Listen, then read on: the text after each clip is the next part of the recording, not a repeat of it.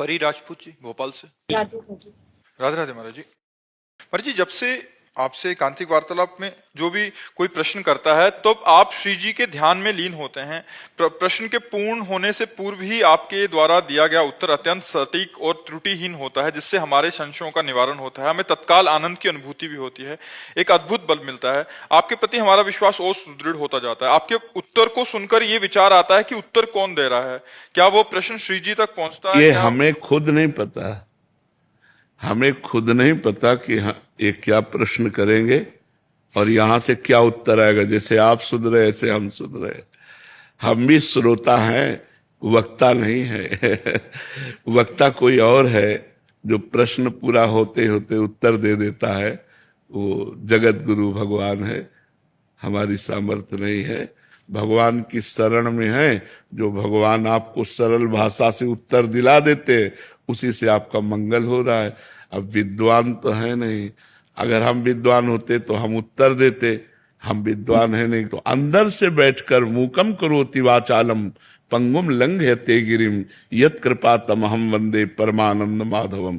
वो जगत गुरु भगवान सबके हृदयों में विराजमान है, वही यहाँ हृदय में विराजमान होकर उत्तर देता है, जिससे आपका मंगल हो रहा है, आपका लाभ हो रहा है। देखो, जरूरी नहीं है कि सर्जन ही से काम चलेगा।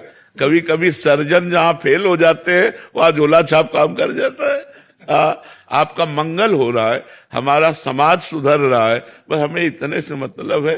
हमें लगता है समाज को भगवान ही मंगल में वचन सुना करके कल्याण कर रहे हैं, हमारी सामर्थ्य तो नहीं है, वही भगवान उत्तर देते हैं। मंगल प्रसाद जी। श्री हरिवंश राधे राधे राधे महाराज जी। महाराज जी, पूर्व के प्रारब्ध के कारण आए हुए कष्ट को क्या हम विभिन्न दैविक अनुष्ठानों द्वारा या सकाम भक्ति द्वारा मिटाया जा सकता है? नहीं, जो प्रारब्ध बन चुका है वो कर्म नहीं मिटाया जा सकता। जो केवल कर्म है, संचित कर्म या क्रियमाण, इनको मिटाया जा सकता है। प्रारब्ध बन गया नहीं मिटाया जा सकता। अवश्य में भोक्तव्यम कृतम कर्म शुभाशुभम, भोगना पड़ेगा।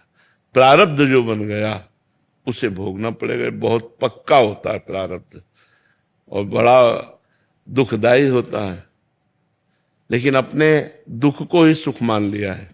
मानना नहीं तो है, तुमने सुख को भोगा इसलिए दुख भयावह लगता है। हमने सुख को भोगा नहीं, दुख को ही सुख मान लिया, तो अब कोई परेशानी नहीं लगती, चाहे जितना दुख आवे। महाराज जी, सामान्य जीव का एक ही लक्ष्य होता है कि भक्ति करेंगे, हम मस्त रहेंगे, आनंदित रहेंगे, सुखी रहेंगे। आप मस्त रहेंगे, लेकिन आपका कर्म जो प्रारब्ध बन गया शरीर को, चूंकि आप कह रहे हो हम मस्त रहेंगे, वो आप नहीं, आप शरीर को लेके बोल रहे हैं ना। आप शरीर को लेके बोल रहे हैं कि हम मस्त रहेंगे। शरीर को लेके मस्त नहीं रह सकते। प्रभु के लेके मस्त रहोगे, आत्मा को लेकर मस्त रहोगे, परमात्मा को लेके मस्त रहोगे। शरीर को लेके कभी कोई मस्त नहीं रहा। विनाश हुआ, दुख हुआ, विपत्ति आई तो बहुत परेशानी हो गई। हमें बहुत कष्ट होगी।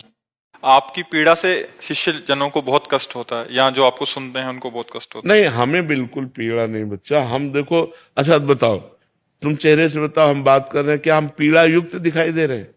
आप बताओ। हम कोई मजाक नहीं कर रहे कि हम कोई थोड़ी देर के लिए दिखावा कर रहे हो, कोई ऐसा नहीं। ये पीड़ा है, शरीर में है, मेरे में नहीं। मैं हर समय पीड़ा रहित रहता हूं। अब पीड़ा का मतलब समझते हो, जैसे थप्पड़ मारा गया तो मुझे लगेगा कि मेरे थप्पड़ मारा गया, लेकिन उसका दुख नहीं होगा। ये दर्द कर रहा है, दर्द है, लेकिन इसका दुख नहीं है। अब इसका दुख हो तो अभी मैं व्याकुल हो जाऊं तो चले, एकदम मस्त, एकदम मस्त। जीवन भर जो भगवान की शरण में रहे, उसका यही फल मिला है कि हर कष्ट, हर दुख एक गले लगा करके मुस्कुराते हुए चलना भगवान के मार्ग में। तो प्रारब्ध भोग अगर कटता तो ये सब क्यों होता? भोगना पड़ेगा, अवश्य। बड़े बड़े संतों को भोगना पड़ा है। प्रभु, अभी जैसे मैं देखा हो, अनुभव किया हो कि कई सारे ऐसे गुरुवर है जो बड़ी, ये कलयुग में बड़ी आसानी से सभी को गुरु मंत्र दे देते हैं, जिसके कई पीढ़ियों मतलब सतयुग में किसी को मिलता नहीं था, कई तप करने के बाद मिलता था, उनको अभी बड़ी आसानी से मिल जाता है। इसलिए बच्चा मिल जाता है कि अगर हम वो कड़ाई रखें ना, जो नियम रखें ना, तो एक को तैयार नहीं हो पाएंगे। और मिलने के बाद फिर उसको कुछ दिन अनुभव करने के बाद, कुछ वर्ष अनुभव करने के बाद फिर उसे ऐसे ही मतलब, क्योंकि वो तब किया ही नहीं, उस लायक बने ही नहीं। हाँ, पर कल्याण तो हो जाए। जैसे हमने तुमसे कहा राधा राधा बोलो, आपने तो बोला राधा राधा, ठीक है ना। अब आप नरक में जाओगे, मान लो आपका रजिस्टर खुला, तो रजिस्टर में लिखा है 2 बार संत के द्वारा कहलाने पर राधा राधा बोला गया। अब इसका हिसाब भारी पड़ जाएगा कि नहीं भारी पड़ जाएगा? बच जाओगे नहीं बच जाओगे? ये हम लोग बचा रहे हैं।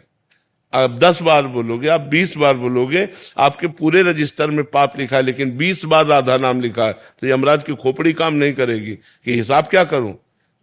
तो बस हम वही काम कर रहे हैं, अधिक से अधिक लोगों को राधा राधा राधा राधा राधा। पाप तुम छोड़ नहीं सकते, तो हम तुम्हें नहीं छोड़ सकते कि तुम राधा राधा बोलोगे और धीरे धीरे भगवान की तरफ चलोगे। यही हमारा कर्तव्य है कि जितने जीव बहाव में जा रहे हैं, देखो माया का एक प्रवाह है, उसमें बह रहे। अब हम भगवान के चरणों को पकड़े हुए उस प्रवाह में नहीं बह रहे। अब हम जितने को पकड़ पाएंगे खींचते चले जाएंगे, खींचते चले जाएंगे। हम नहीं बहेंगे इसलिए कि हम भगवान के चरणों को पकड़े हुए, बहुत मजबूत जगह पकड़ है, इसलिए माया हमको नहीं बहा पाएगी। जितने माया में बह रहे, जो हमारे पंजे में आ गए, वो पकड़ राधा राधा राधा बोलो राधा। और बहुत से लोग ऐसे हैं जो हमें शांति मिलती जब वो लोग कहते हैं कि हमने शराब छोड़ दिया, मांस छोड़ दिया, गंदी बातें छोड़ दी, आपके कहने के अनुसार हम नाम जप कर रहे हैं, अच्छे से चल रहे हैं। 6 महीने पहले। हाँ, तो उससे हमको संतोष होता है कि हमारा जो श्रम है कि सबका मंगल हो, तो भगवान कर रहे हैं, सबका मंगल कर रहे हैं।